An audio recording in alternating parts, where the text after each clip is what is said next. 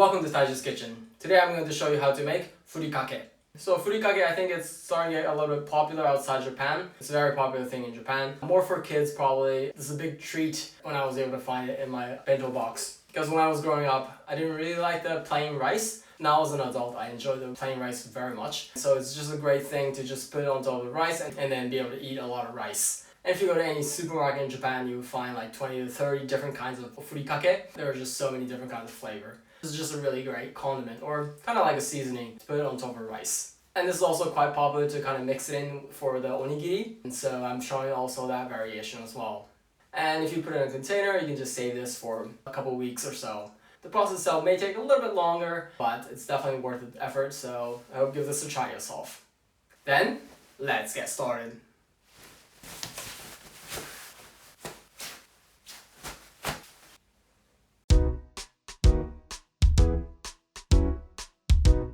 Here are the ingredients for homemade furikake.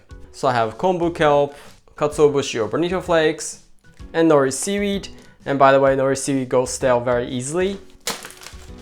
So I suggest put it in a Ziploc or any sealed package like this, and then store in the fridge. And then also sesame seed. And for the seasoning, I'll be using soy sauce and sugar. Then let's get into it. As the first thing, I'm going to soak the kombu kelp in water. Otherwise, this will be too hard to use. So just to make it easier, I'm going to cut this in half. And then put this in a container. Whatever container you have is fine. Then put in some water and let it soak for half an hour to an hour. But today, just to make the process faster, I'm going to use some hot water. And then let it sit like this for at least half an hour. So half an hour has passed. So as you can see, the kombu has soaked up water and has thickened its width. So we're going to use these. By the way, this is a really good broth, so don't throw them away. You can use it for any Japanese cooking or any soup or miso soup base, or it's also really good just to drink it as it is. There's even like a drink or kind of like a tea called kombucha, which is just pretty much this. Then we're going to cut this up in strips. So there's no really set way to do this, but it's going to cut into like this. And then we're going to cut this into strips.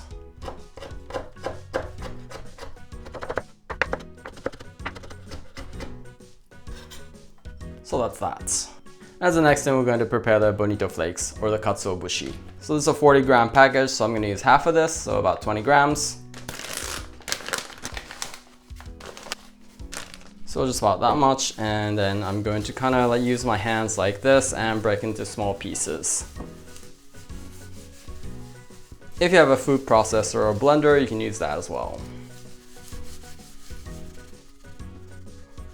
So as they're broken up into small bits and pieces like this is finished. Then that's done for that.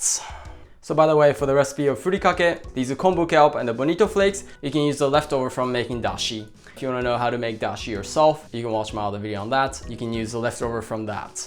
And for that, for the katsuobushi, you need to kind of squeeze the water out and then cut it up to small pieces.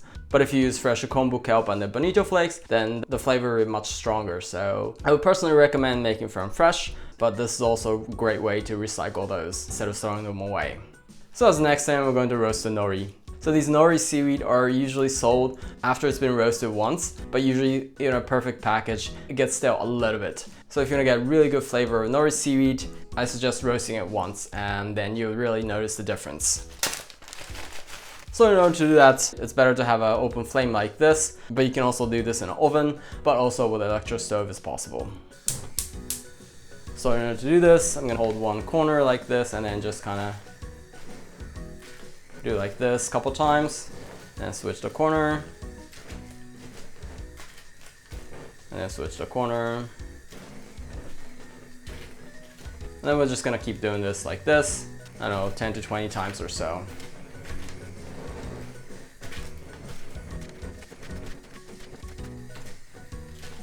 So then this is finished. I'm gonna turn it off. And for this recipe, I'm probably just need half of this. So, and with that, you can really hear the crunchiness. This is how dry you want the nori sheet. And just the same way with the bonito flakes, I'm gonna make this into small pieces.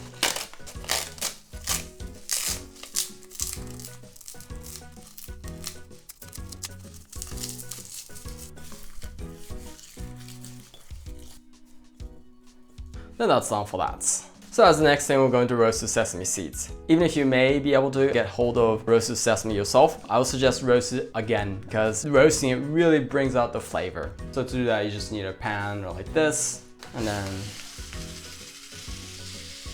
put how much of the sesame you want. Then I'm gonna turn the heat to medium. And then you just kind of want to keep shaking the pan like this every now and then. So once you start hearing that kind of, I don't know, popping sound or sizzling sound, then we want to turn the heat to low. You can kind of see the small smoke coming out. Just small smoke is really good.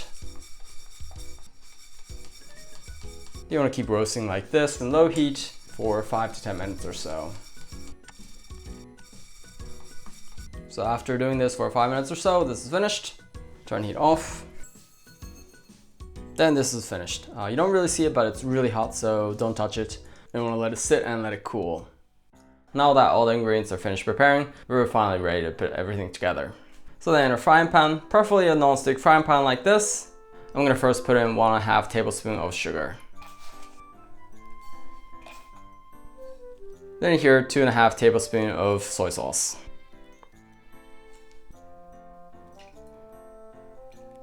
Then here we're going to put in the cut up kombu kelp.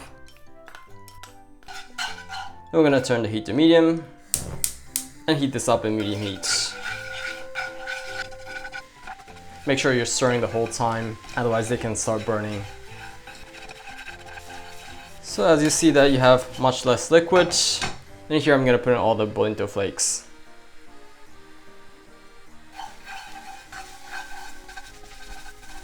And you're gonna let the Bonito flakes soak in the sauce. So after it's gotten kind of semi-dry like this is good. I'm gonna turn the heat off. And then we're gonna let it cool off on the frying pan like this, so the end product will be more dry. So this has been dried up. Yeah. Then I'm gonna kind of break it onto small pieces like this.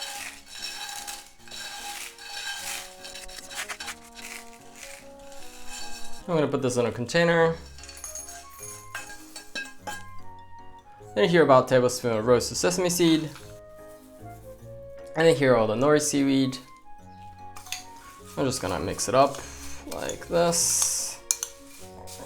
Then this is finished for the furikake. So usually we use this as a topping for rice, but also you can mix it in with the rice and make an onigiri out of it. And so I'm going to show you that variation now. So I have here freshly cooked rice. To make onigiri, I need to cool it down, so I'm going to put it on a plate like this. Then here I'm going to put in the furikake. How much ever you want. And then we're going to mix this up.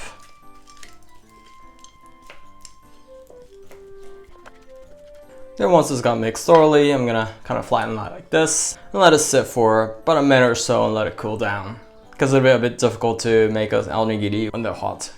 Then about a minute has passed, so it's got a bit colder, so then I'll make 2 onigiri out of this.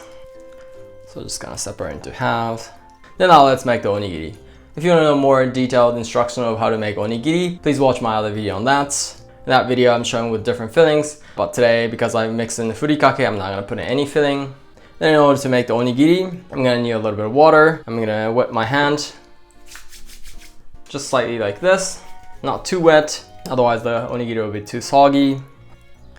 Then I'm going to take out the rice, and then what I'm going to do is I'm going to make a cup like this on the right hand or your dominant hand, and then squeeze like this. And then you have this kind of triangle shape, and then squeeze it like this, and then you keep rolling like this. So you have a triangle, cup in like this, and then turn, squeeze, turn, squeeze, turn, and just do this a couple times, and this is finished. And before making the second one, definitely want to wet your hand again. Squeeze, turn, squeeze, turn, squeeze. And then when you get used to it, you can just kind of do it like this. And this is finished. And that's finished for the onigiri.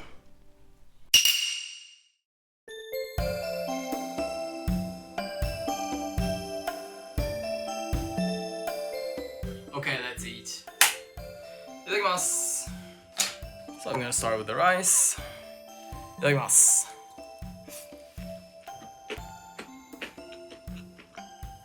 Delicious.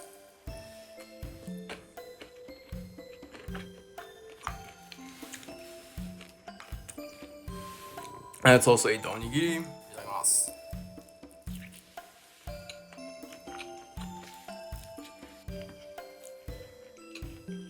Also quite good. So as you may be able to hear, putting furikake just over the rice, you can enjoy this crunchiness.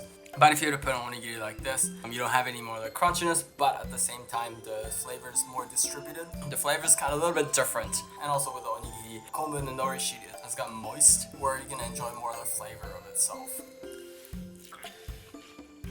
So I would definitely recommend trying both ways.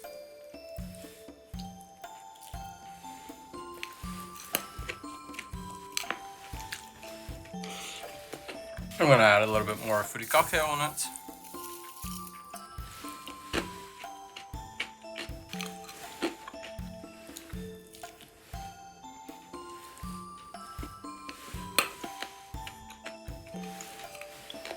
Oh, that was really good. Very satisfying. ごちそうさまでした. Oh, that was really tasty. So as you saw, preparing each ingredient may take a little bit of time, but the process itself is quite easy, so I hope you get to try it yourself as well. If you enjoyed what you saw, I love it if you hit the like button for me so this video can be spread to more people. And if you want to see more of these videos, please subscribe. And if you have any feedback or any questions or any requests, I love it if you could write anything in the comments below. Otherwise, I look forward to see you in the next video. Bye.